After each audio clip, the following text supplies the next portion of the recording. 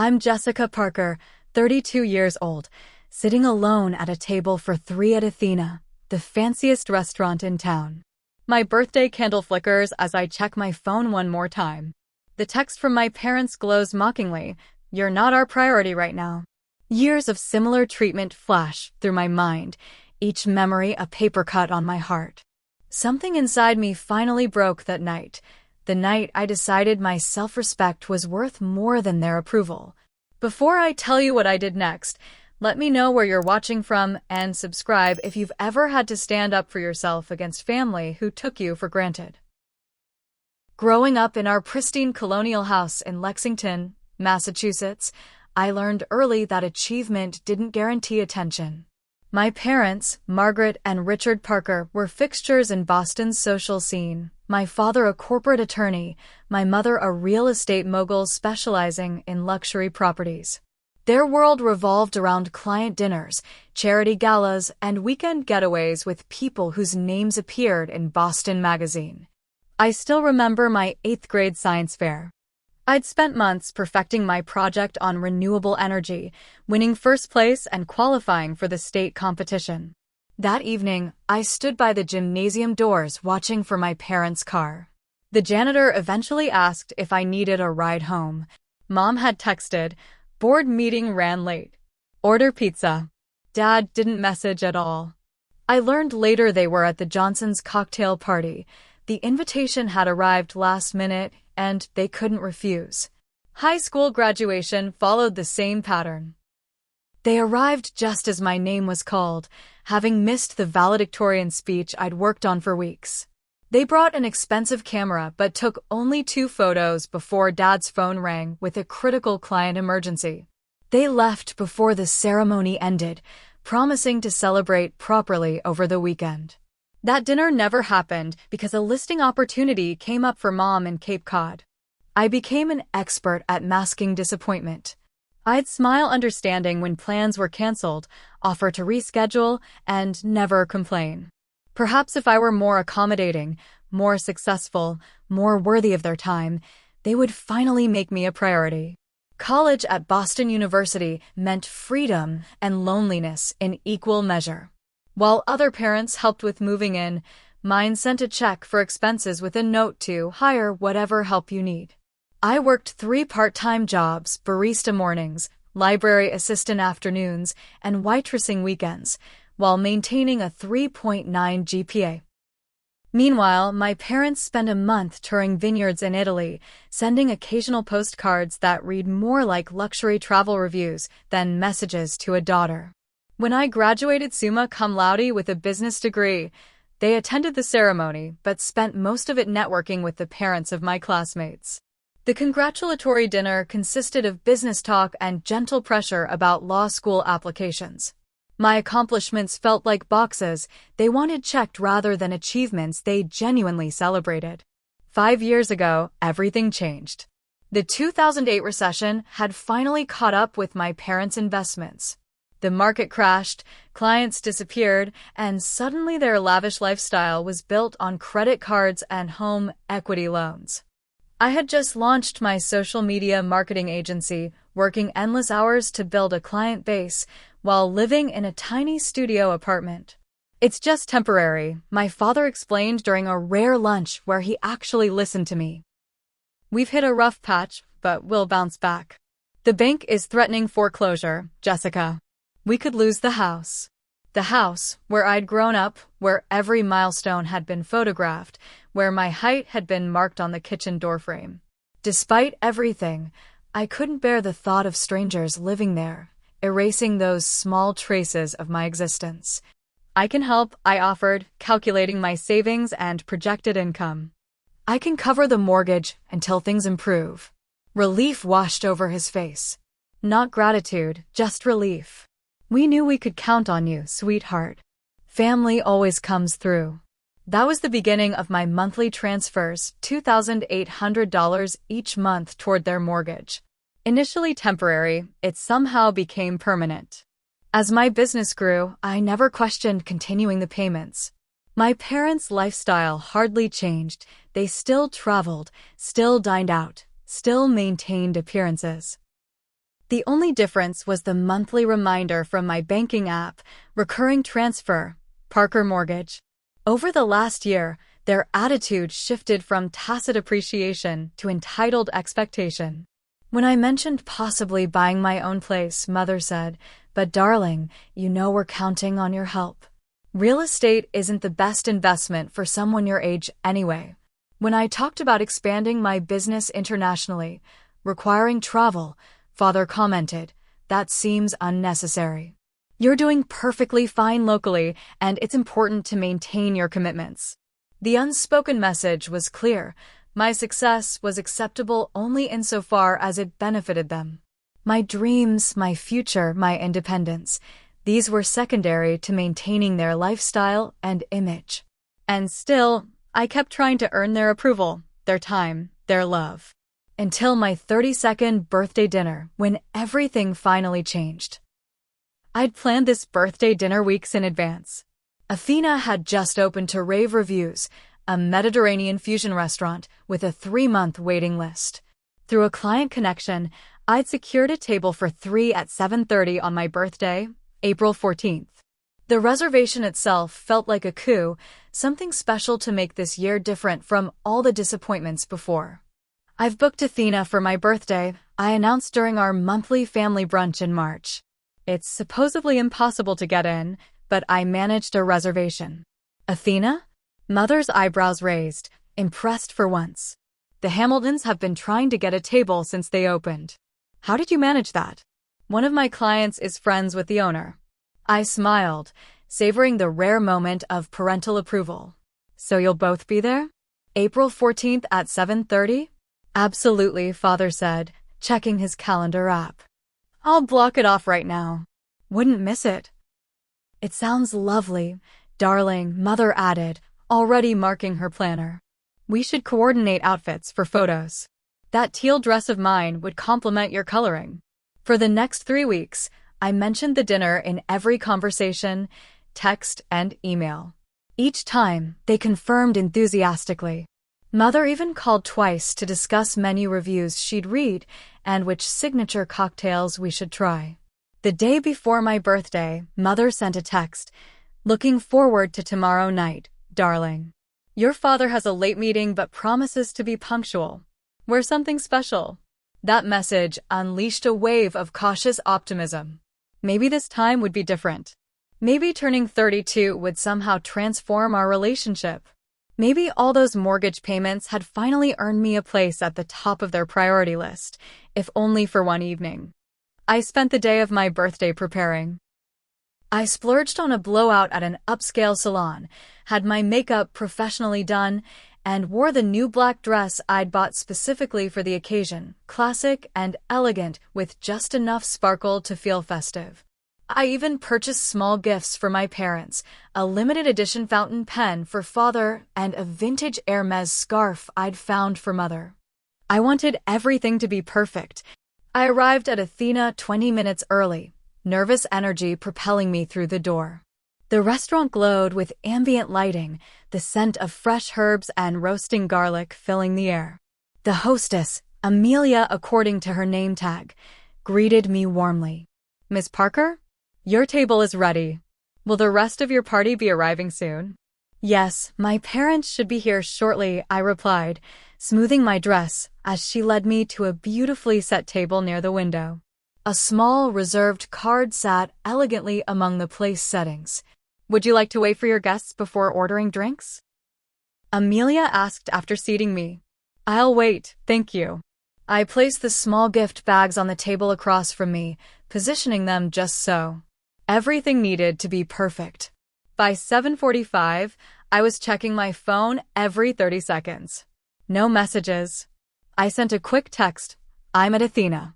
Table's ready whenever you arrive." At 8 o'clock, my waiter, Daniel, approached with a sympathetic smile.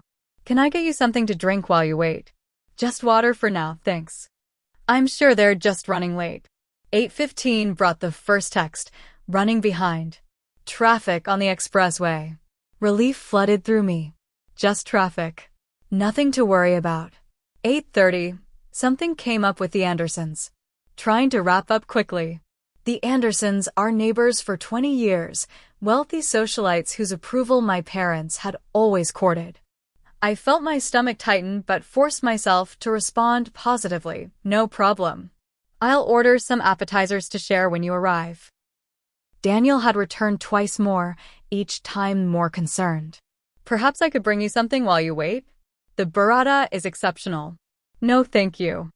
I'm sure they'll be here any minute. By 9 o'clock, other diners were casting curious glances at my table, the woman in the black dress, sitting alone with 2 gift bags and an untouched water glass. The final text arrived with a chime that seemed to echo through the restaurant. You're not our priority right now.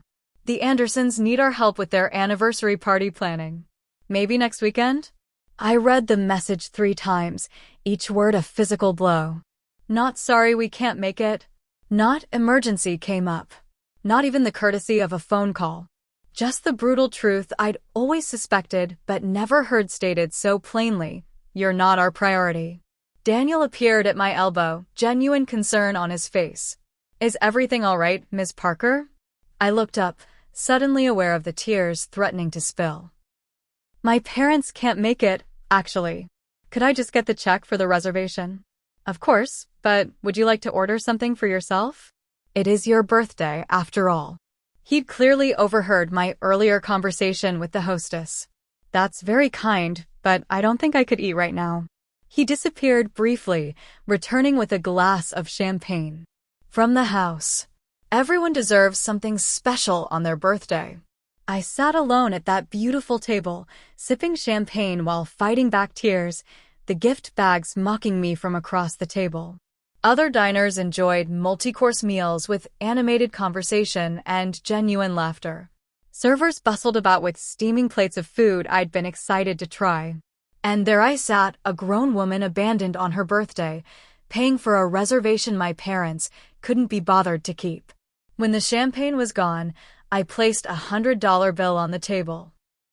Far too much for a glass of champagne and a reservation, but somehow the only way I could preserve any dignity. I gathered my purse and the gift bags, nodded a thank you to Daniel, and walked out into the cool April night, alone on my birthday with nowhere to go but home. The drive home passed in a blur of streetlights and tears. I kept the radio off, preferring the silence that matched the hollow feeling spreading through my chest. Traffic lights turned from red to green without me noticing until horns blared behind me. Muscle memory more than conscious thought guided me back to my apartment. As I pulled into my assigned parking space, memories ambushed me from all sides. My 16th birthday, when they'd promised a family dinner but instead left money for pizza because a client needed emergency consultation. College graduation, when they'd shown up late and left early for a charity auction. Even last year's birthday, celebrated a week late because they'd been on a cruise that had completely slipped their minds when booking. The pattern was painfully clear. I had never been, would never be, their priority. Not because I wasn't successful enough, not because I wasn't trying hard enough. Simply because they had decided, long ago, that their daughter was an accessory to their life rather than a central part of it. I kicked off my heels the moment I entered my apartment, the beautiful dress now feeling like a costume I'd worn for a play that had been canceled. I placed the gift bags on my kitchen counter, knowing I would probably end up returning the items. The thought of seeing my parents unwrap them after tonight felt unbearable. Changing into pajamas, I scrolled through social media to distract myself. My feed was filled with birthday wishes from friends, colleagues, and clients, people who had remembered my birthday without a reservation at an exclusive restaurant. Meanwhile, my own parents had plainly stated I wasn't worth their time. At midnight, I opened a bottle of wine I'd been saving and took it to my home office. The alcohol didn't numb the pain as I'd hoped, but it did crystallize a realization that had been forming for years. I was in a one-sided relationship with my parents. I gave endlessly emotional support, financial assistance, unwavering forgiveness, and received almost nothing in return. My computer screen glowed in the darkened room as I logged into my banking portal. The recurring transfer for my parents' mortgage was scheduled for the 3rd of each month, $2, $800 that disappeared from my account like clockwork. I clicked through to the transaction history, calculating the total I'd paid over 5 years. $97,000. The numbers stopped me cold. $97,000 I could have invested in my business. $97,000 that could have been a down payment on my own home. $97,000 spent maintaining my parents' lifestyle while they couldn't spare 2 hours for my birthday dinner. With trembling fingers, I navigated to the recurring payments section and hovered over the cancel button beside the mortgage transfer. Was I really considering this? They could lose their house. The rational part of my brain urged caution, but another voice, one I'd silenced for decades, spoke louder. If I'm not their priority, why should they be mine? I clicked cancel and confirmed my choice. The screen refreshed, showing the recurring payment had been deleted. 5 years of financial sacrifice ended with a single mouse click at 2 in the morning. But it wasn't enough. I needed them to understand why. Opening my desk drawer, I pulled out a notepad and pen, considering my words carefully. I didn't want to write from anger, though anger certainly simmered beneath the surface. I wanted clarity, finality. If I'm not your priority, I wrote, then don't expect me to be yours. I've paid $97,000 toward your mortgage over the past 5 years. I will not be making any further payments. Happy birthday to me, Jessica. I photographed the note with my phone, knowing I would need proof of my words later. Then I set my phone to Do Not Disturb and went through my contacts, removing my parents from emergency contacts, favorite callers, and family share groups. Each small digital severing felt like reclaiming a piece of myself. Sleep didn't come easily that night. I alternated between vindication and guilt, between liberation and anxiety. Had I overreacted? Was I being petty? But each time doubt crept in, I remembered those 9 words. You're not our priority right now. Maybe next weekend? They hadn't even apologized. They hadn't even pretended it was an emergency. They had simply deemed a neighbor's anniversary party more important than their only daughter's birthday. By dawn, my resolve had solidified. I would not cancel my cancellation. I would not apologize for valuing myself when they refused to. For the first time in my adult life, I would put myself first, even if it meant watching my childhood home go into foreclosure. 3 days passed in strange, suspended silence. I expected immediate backlash, frantic calls, angry texts, perhaps even a personal visit, but my phone remained eerily quiet on the parental front. Work provided welcome distraction. I threw myself into client projects with renewed focus, as though professional success could fill the family-shaped void expanding in my chest. Friends sent follow-up birthday messages, asking how dinner had gone. I gave vague responses about change of plans and quiet celebration at home, unable to articulate the seismic shift that had occurred in my family dynamics. Each night, I checked my bank account, half expecting the mortgage payment to have somehow reinstated itself through parental will alone. On the 4th day, the storm broke. My father's call came at 9:30 in the morning, his name flashing on my phone like a warning signal. I let it go to voicemail, heart pounding as though I'd been caught doing something wrong. His message was brief but incendiary. Jessica, call me immediately. We need to discuss this childish stunt you're pulling. Mother's calls followed in quick succession, her voicemails progressively more emotional. Darling, we need to talk about this note. Please call back. Jessica, your father is absolutely livid. What were you thinking? Jessica and Parker, we are your parents. How could you do this to us after everything we've done for you? By afternoon, text messages began arriving, screenshots of my note with commentary. Is this some kind of joke? Father, do you have any idea how hurtful this is? Mother, we've given you everything, and this is how you repay us? Father, I silenced notifications but couldn't stop myself from reading each message, each one confirming I'd made the right decision.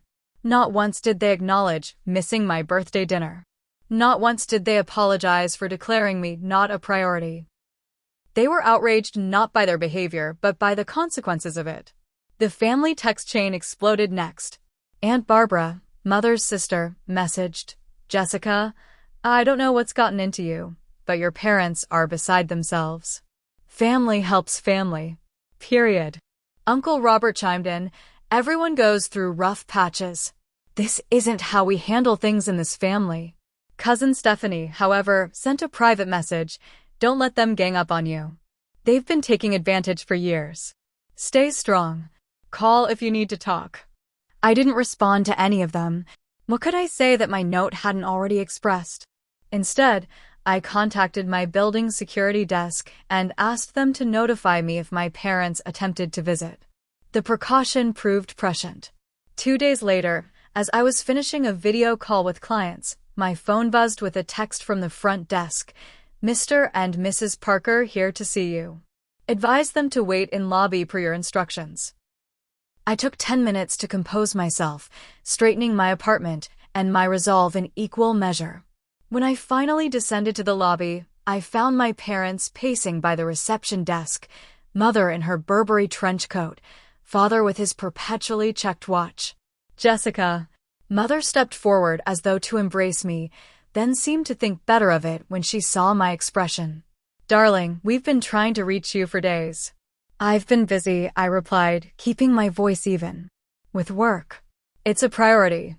Father's face darkened at the deliberate echo of their text. "This isn't the place to discuss private family matters. Let's go up to your apartment." "No," I said, surprising even myself with my firmness. "We can talk here or not at all." "Jessica," and Mother hissed, glancing at the security guard who was studiously pretending not to listen. "People are watching. What will they think?" "I don't care what they think. For once, I care what I think. And I think I deserve better than being told I'm not a priority on my birthday." "This is about your birthday dinner?" Father's incredulous tone made my blood boil. "We had an emergency with the Andersons. These things happen. Adults understand that." "It wasn't an emergency," I countered, remembering their text. "It was an anniversary party. And yes, adults understand priorities." "I finally understand yours." Mother's voice shifted to the soothing tone she used with difficult clients. "Sweetheart, we know you were disappointed. We'll make it up to you.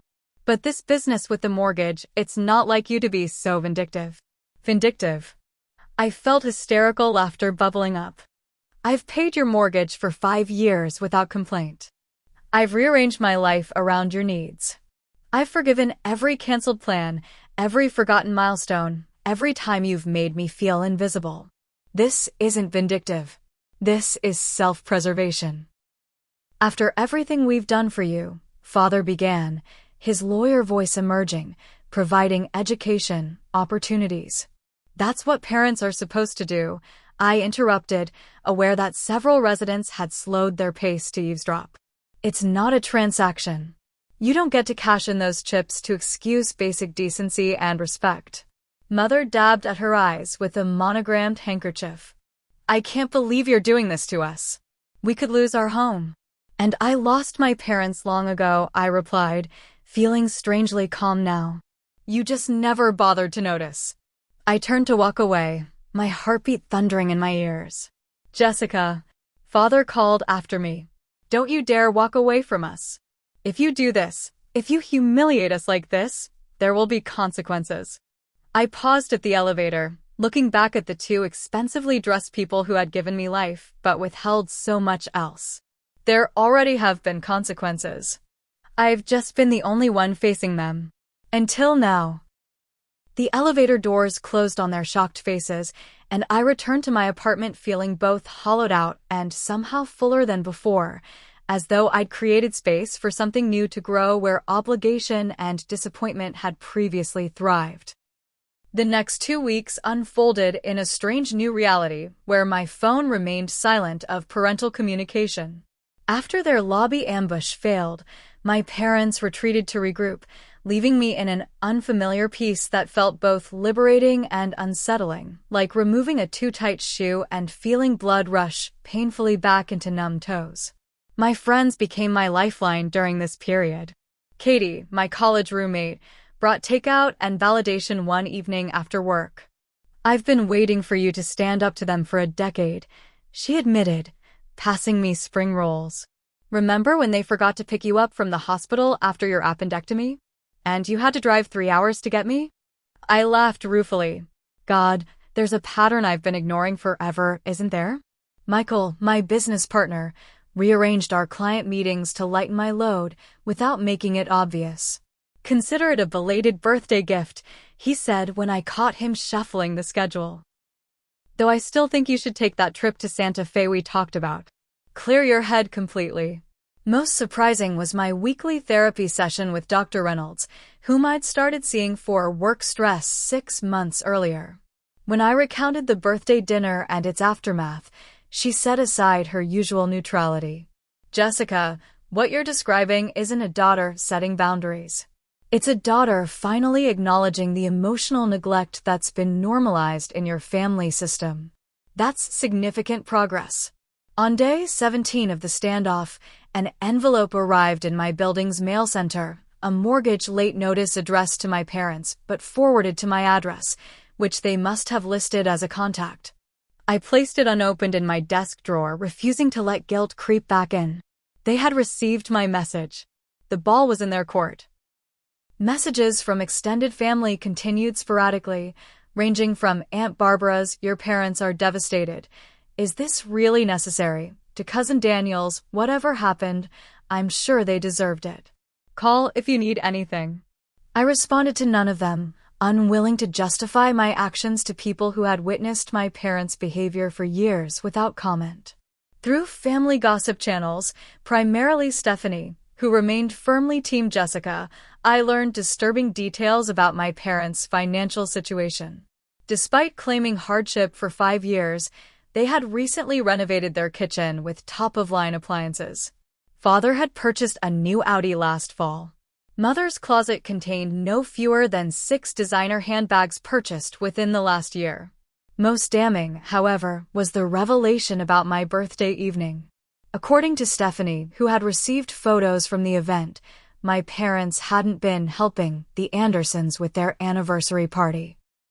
They had been guests of honor at it, having apparently contributed significantly to the planning.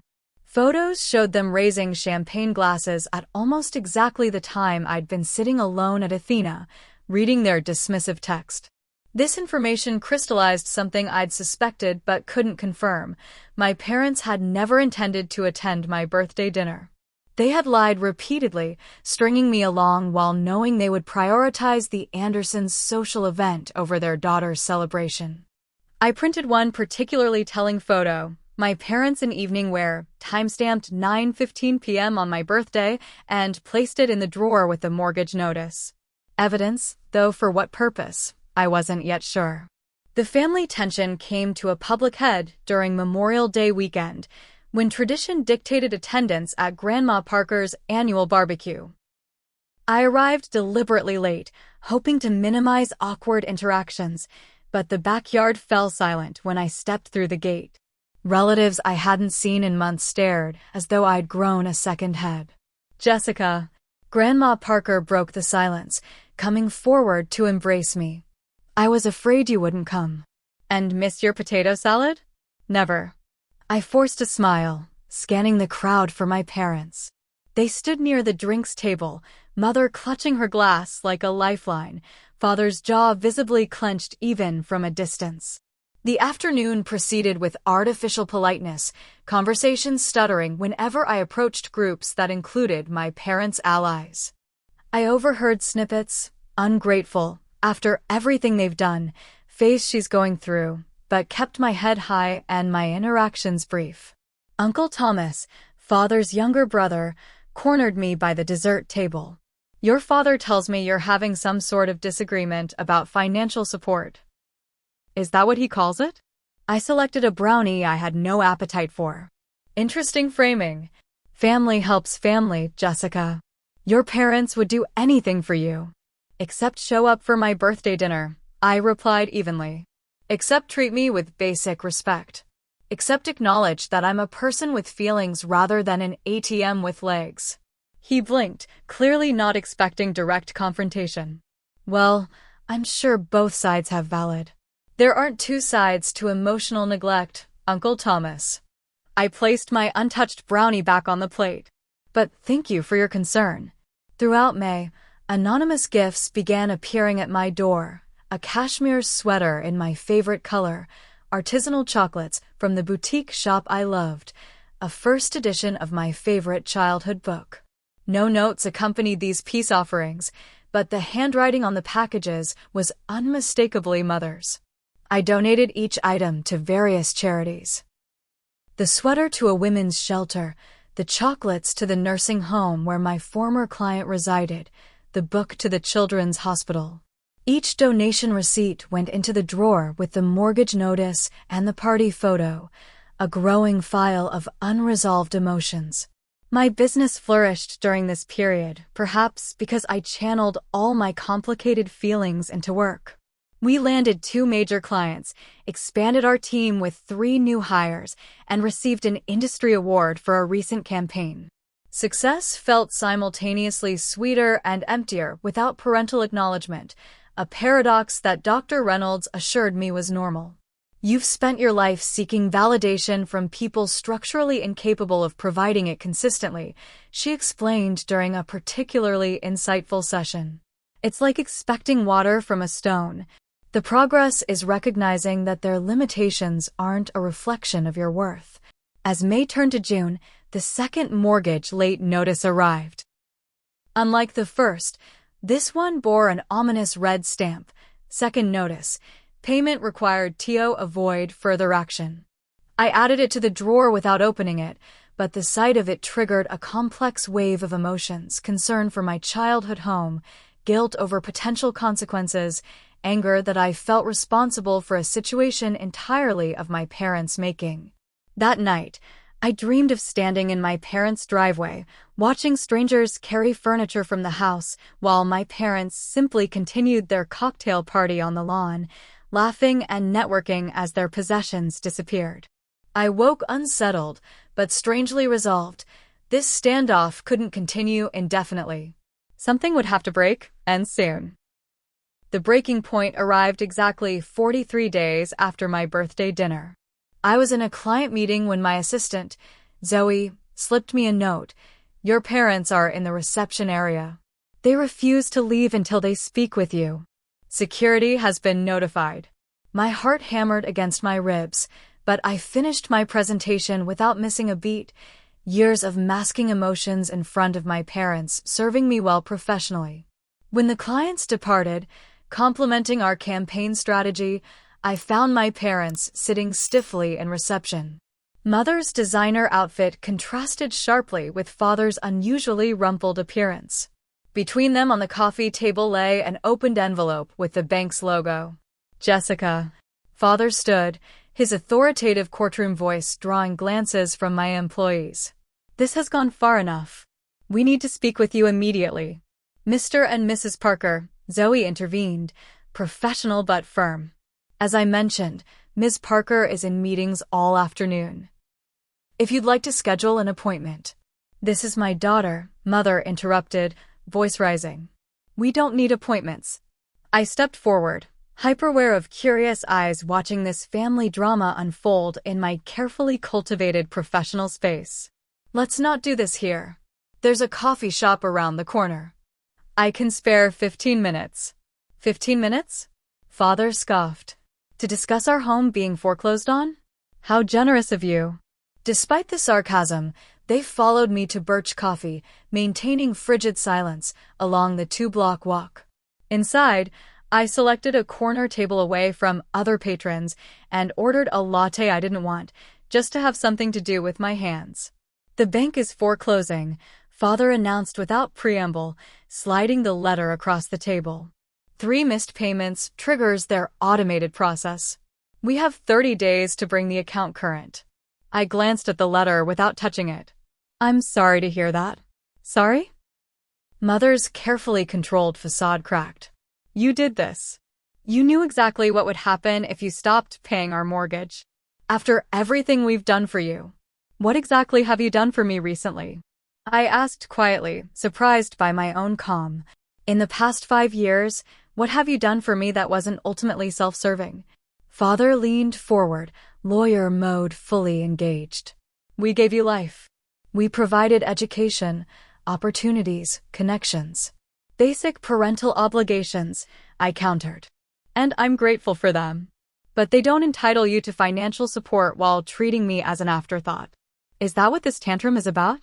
Mother's voice dripped with disbelief. Missing one birthday dinner? I pulled out my phone, scrolling through my calendar. In the past 15 years, you have missed 5 birthdays completely, showed up late to 7, left early from 2, and spent the entirety of 1 on business calls.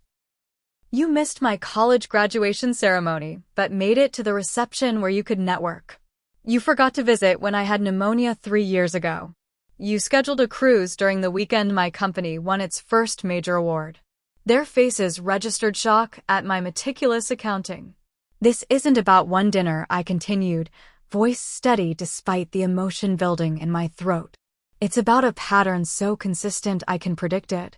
It's about being told explicitly, in writing, that I'm not a priority to the people who should care about me most. Father's expression hardened. So this is revenge.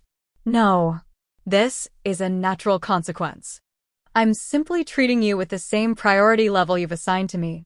Mother dabbed at her eyes, her go-to tactic when logical arguments failed. We could lose our home, Jessica. Is that what you want?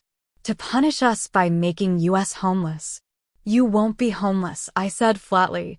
You have options. You could sell one of your cars. Liquidate some investments. Take out a personal loan. Downsize to a more affordable home. All the financial advice you've given me over the years applies to you too. Those are our retirement assets, Father protested. We can't touch those. A suspicion that had been forming crystallized into certainty.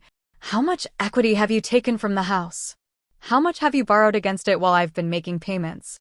Their silence confirmed my worst fears. You've been using the house as an ATM, haven't you? While I paid the mortgage, you took out equity loans for, what? Renovations? Vacations? The Andersons' anniversary party? Father's face flushed with anger or embarrassment, perhaps both. Our financial decisions are none of your business. They became my business when you made me responsible for your mortgage. I leaned forward, meeting his gaze directly. How much? Mother's whispered response shocked even my cynical expectations. $412,000. The number hung between us like a physical presence. While I had been paying $2,800 monthly to keep their house afloat, they had extracted more than 4 times that amount for discretionary spending. Well, I sat back, strangely calm in the face of this revelation. I think we've identified the real problem here, and it isn't my decision to stop enabling financial irresponsibility. Jessica, please. Mother reached for my hand, which I subtly withdrew. We made mistakes. We should have come to your birthday dinner. We should have been more appreciative. But please don't punish us for one bad decision. This wasn't one bad decision. This was the decision that finally made me see clearly. I stood, gathering my purse. You have options to avoid foreclosure. None of them require my involvement. If you walk away now, Father warned, don't expect to be welcomed back when you change your mind. Family works both ways, Jessica. I paused, letting his words sink in. That's exactly my point, Dad. Family should work both ways. It never has with us. And until you can acknowledge that fundamental truth, we don't have anything else to discuss. I walked out of the coffee shop, their protests fading behind me.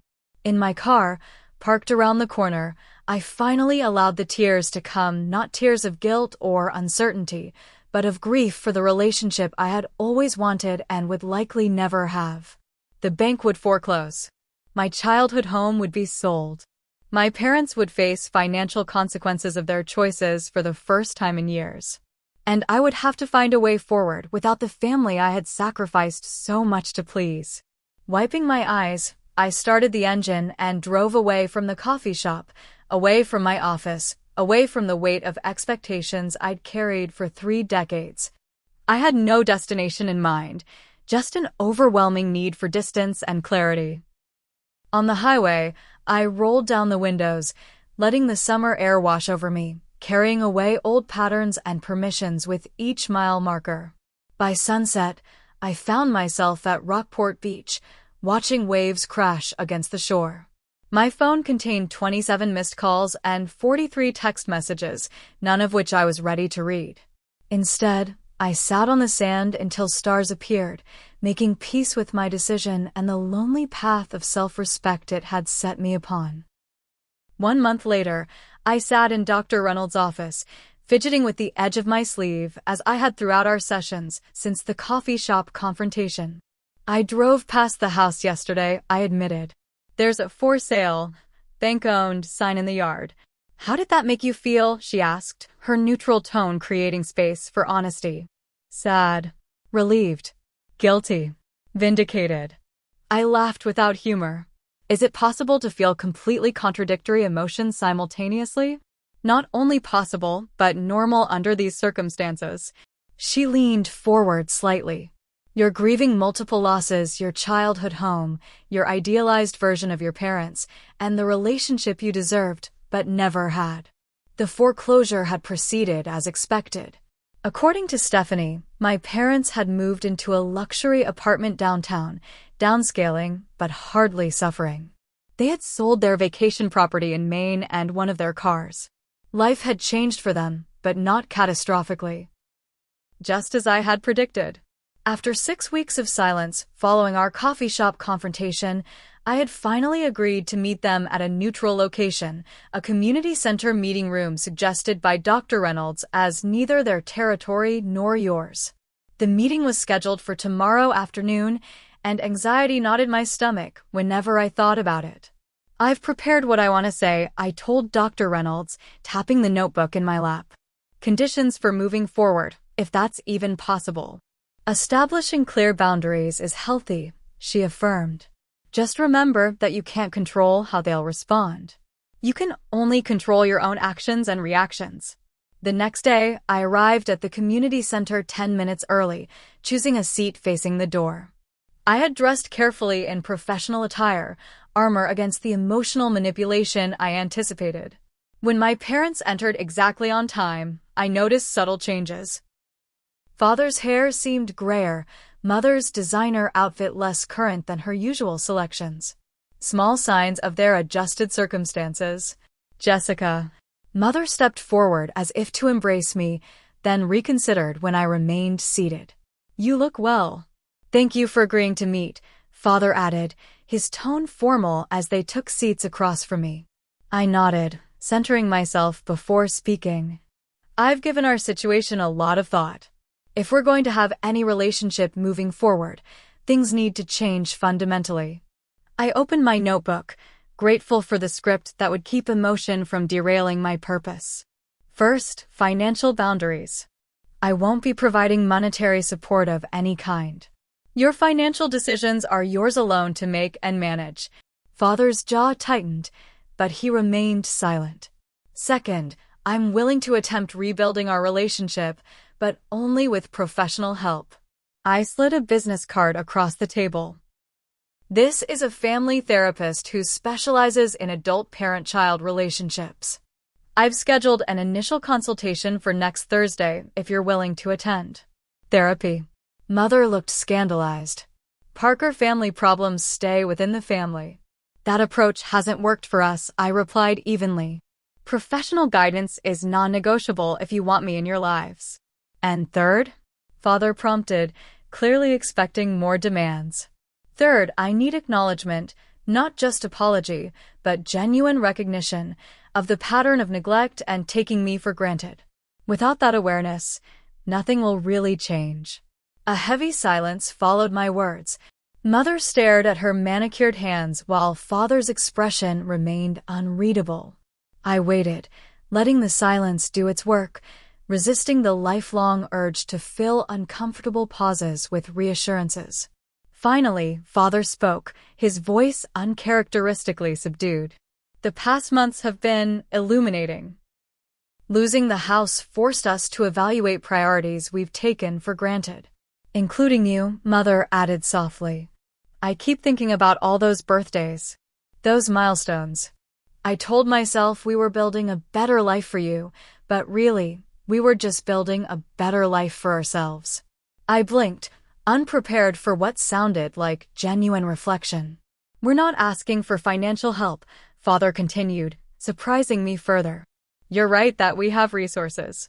We've made arrangements with the bank to purchase a smaller home outside the city.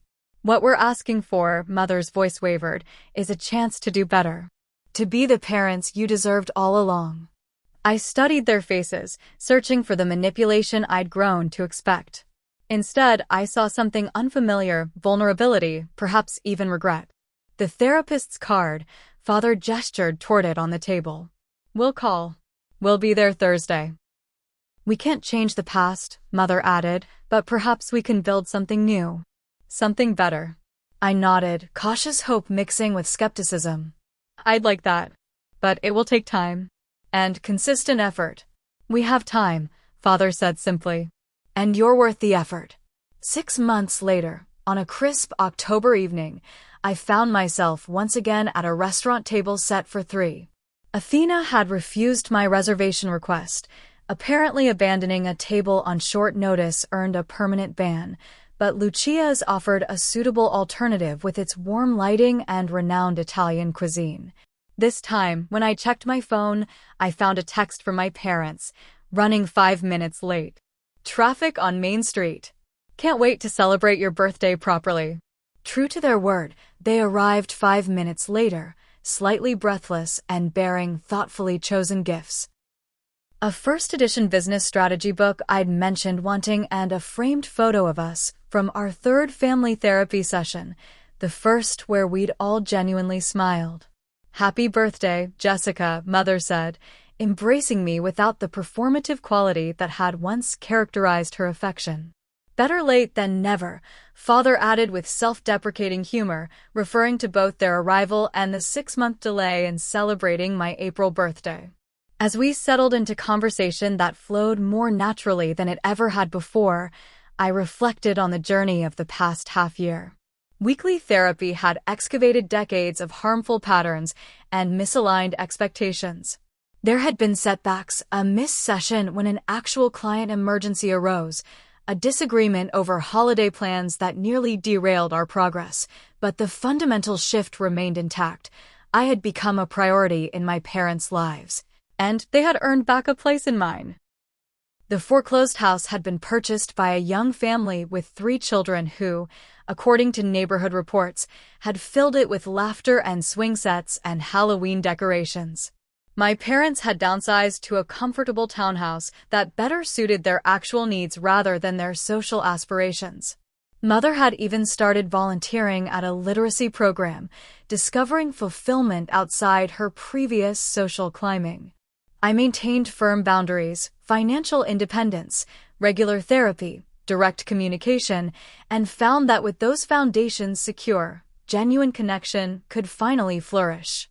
We would never have the idealized parent-child relationship I had longed for growing up, but we were building something authentic in its place. As dessert arrived, a birthday tiramisu with a single elegant candle, I made a wish not for perfection, but for continued growth. Sometimes the bravest thing we can do is stand up for ourselves, even against those we love most. Sometimes the most loving thing we can do is demand the respect we deserve, creating space for genuine relationship rather than comfortable patterns of neglect. The journey from that lonely table at Athena to this warm celebration at Lucia's hadn't been easy, but it had been necessary, not just for me, but for all of us. In demanding better, I had actually given my parents the opportunity to be better, to know me better, to love me better. If you're watching this and something in my story resonates with your own family dynamics, I hope you find the courage to value yourself even when others don't. Sometimes the hardest boundaries to set are the ones that ultimately heal us. Have you ever had to stand up to family who took you for granted? Share your experience in the comments below. And if this story helped you feel less alone, please like and subscribe for more authentic conversations about family relationships and self-worth. Thank you for listening to my journey. May it illuminate parts of your own